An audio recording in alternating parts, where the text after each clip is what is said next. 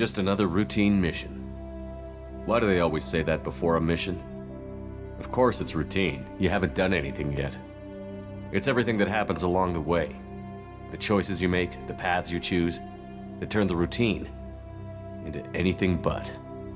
Of course, that's how it started. A routine mission, answering a distress call. And look where that got me. We were testing out the Normandy, Captain Anderson's new ship, when the distress call came in. An Alliance patrol on Eden Prime had been attacked. They'd seen something they couldn't explain. And whatever it was massive. I hit the ground with my lieutenant, Caden Olenko. A good kid, loyal, by the book, with a talent for biotics. We came across the lone survivor of the patrol, Gunnery Chief Ashley Williams. A soldier to the core. Tough, disciplined, ready to take on whatever came her way. Ashley joined up with us and took us to the spot where she lost her squad. That's when we saw it. The ship. Like nothing I'd ever seen. It was massive, scorching the colony and everything around it as it blasted away. We followed the path of destruction to an artifact, a beacon left by a long-dead race called the Protheans. The colony had dug it up, and whoever attacked them had tried to take it. Chief Williams made the mistake of getting too close. It hit her with some type of energy. I grabbed her and threw her out of the way. That's when it hit me. Hard. Every muscle in my body went rigid. I couldn't move, could barely breathe. Everything went black. And then I saw something.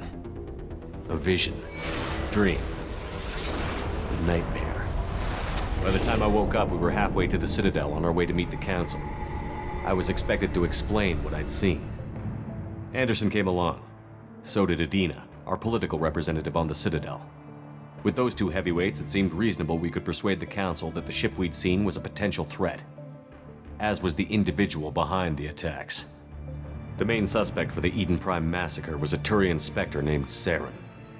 He'd been seen by one of the survivors from the colony at Eden Prime, and there was some evidence to suggest that the ship was connected to Saren.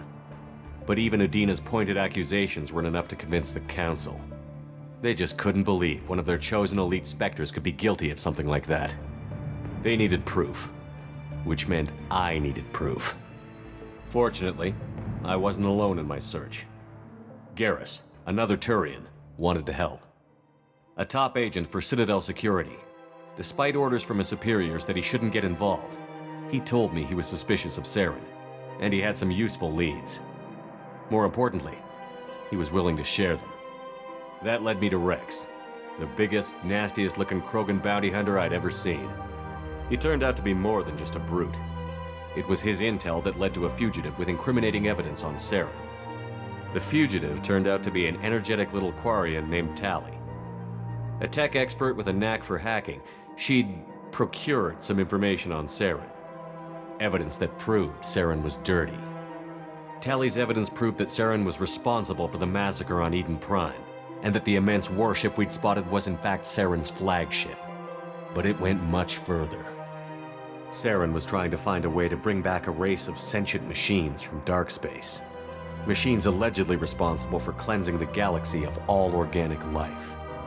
These Reapers were blamed for wiping out all life 50,000 years ago, including the Protheans, then disappearing back through the mass relays to dark space, leaving no trace they'd ever been.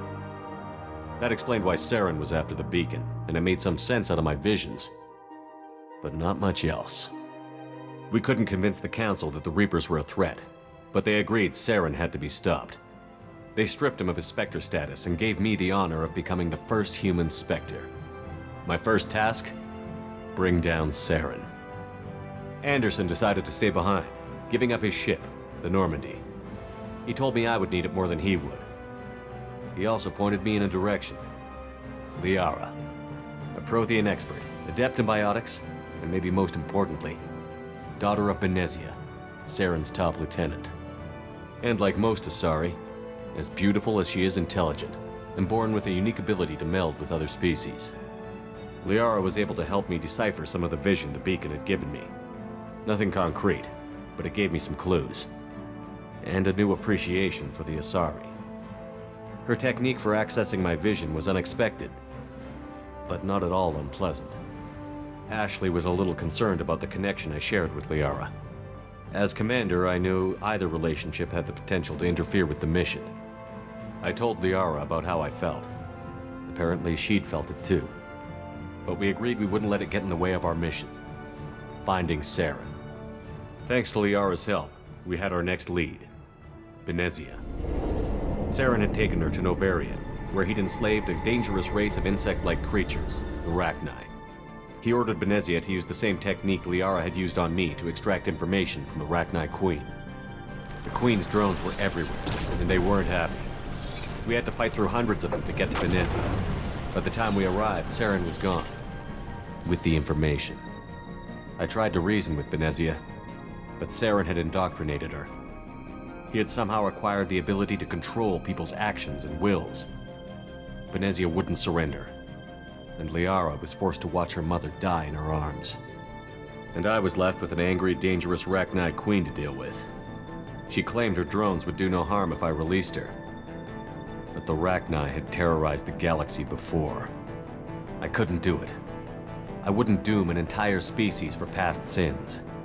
And the Queen was true to her word. She left and took her army of drones with her. With Saren's top lieutenant dead, he was quickly running out of time and places to hide. I tracked him down at his base on Vermeer, but we soon learned it was more than a base of operations. It was a breeding ground. Saren was breeding an army of Krogan. He'd found a cure for the genophage, a disease inflicted on the Krogan to prevent them from breeding and taking over the galaxy. But the Krogan Saren was breeding were slaves, mindless beasts that obeyed Saren's will. I had to destroy the base, and all its research. Rex disagreed. Violently. Rex wanted the genophage cure for his people. I tried to convince him to help me destroy it, that these Krogan weren't real. But he wouldn't back down. Fortunately, Rex is smarter than he looks. He realized this wasn't the way to help his people, and that Saren was the real threat. When we finally got to the center of the base, I realized just how close Saren was to completing his plan. He was already in communication with the Reapers. Sovereign, Saren's flagship we'd all assumed was just a ship, was a Reaper. It spoke to me, threatened me. I could feel the menace it had for every living thing. It wanted me dead. It wanted us all dead. And I knew it was capable of doing just that. What I couldn't understand was why Saren would help it. But there was no time to think about it. Sovereign knew where we were. We had to destroy the base and get the hell out. I split up my team in 2 squads, sending Ash with one and Caden with the other as a distraction. We had a nuke, and we planned to use it. Before we could detonate the bomb, Saren showed up. We fought. I stalled him to make time for my team. And in talking to him, I realized the truth. It wasn't Saren who was indoctrinating everyone. It was Sovereign. The Reaper. And Saren was in deeper than all of them. He tried to convince me he was still in control, said he found a way to reduce the Reaper's influence, but he was kidding himself. Or believing the lies Sovereign was telling him. Before I could convince him to stop, he ran, leaving me just seconds to extract my squad mates. I tried, but I wasn't fast enough. I could only save one of them. Caden was a good man, and a great soldier. But I had to choose, and I chose Ash. That was the last time Saren would slip away from me. I knew then, the next time we met, one of us would die. With my team mostly intact, we chased Saren and his army to Ilos, a long-lost planet that had once belonged to the Protheans. As we prepared for what we knew would be a desperate fight, I spoke to my crew. We were just one ship, against Saren's growing army. I assured them all that despite the odds, we could defeat him. Liara saw through my words. She knew I was hurting after Caden's death. She could sense my doubts. We both knew this mission could be our last.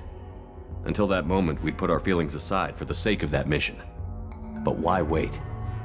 We gave in to each other, and it was perfect. While it lasted.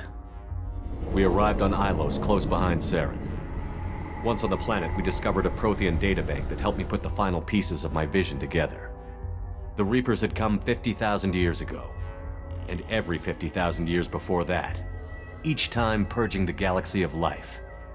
The Protheans had fought and died, like every species before them. But a few survived long enough to leave a parting gift. The Protheans had discovered that the Citadel was the key to controlling the mass relays. By sabotaging the Citadel, they found a way to close the relays to dark space, slowing the Reapers' return, giving us the time we needed to find a solution to stop the Reapers once and for all. Saren knew this. He was leading his army to take control of the Citadel and re-establish the relays to dark space, bringing the waiting Reapers here to destroy us all. We followed him to the Citadel. It was intact, but heavily damaged. He had caught the Council fleets by surprise, and they were only now regrouping. And with Sovereign as his flagship, there was little hope the fleets could counterattack with enough strength to take back the Citadel. But Saren was done running, and I was done chasing him. As the Alliance and Citadel fleets battled Saren's army outside, I cornered the Turian bastard in the Citadel tower and confronted him. He died believing that the Reapers would save him. As I fought to regain control of the Citadel, the Council's flagship, the Destiny Ascension, fell under attack. Despite Saren's death, Sovereign and Saren's army continued to fight. The Council was aboard the Destiny Ascension, and they were requesting assistance. But I knew in order to help them, I would have to put our human Alliance fleet in jeopardy. The Council could be replaced. The fleets were needed here and now if we were going to defeat Sovereign. Even with the Citadel back in my control, Saren defeated, and the Normandy leading the combined galactic fleet, the battle against Sovereign, a single Reaper, was relentless. It took the combined fleets of humanity and the other races, but in the end, Sovereign fell.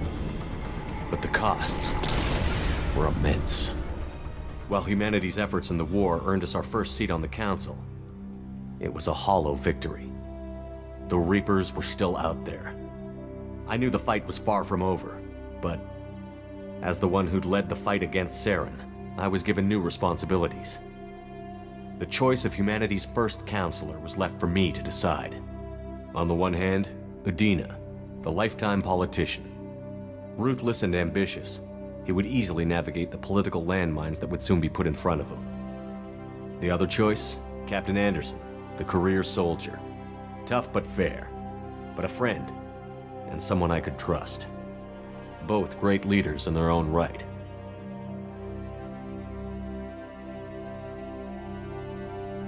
Anderson didn't want the job, which was a sure sign he'd be perfect for it. No ambition to get in the way. The war was over. The threat had passed. In time, the Council would rebuild itself.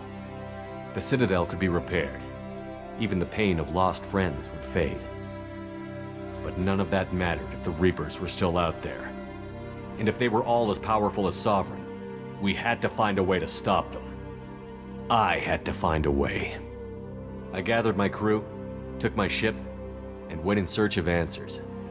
Officially, the Council would only say I was assigned to cleanup duty, rooting out any remnants of Saren's army. Just another routine mission.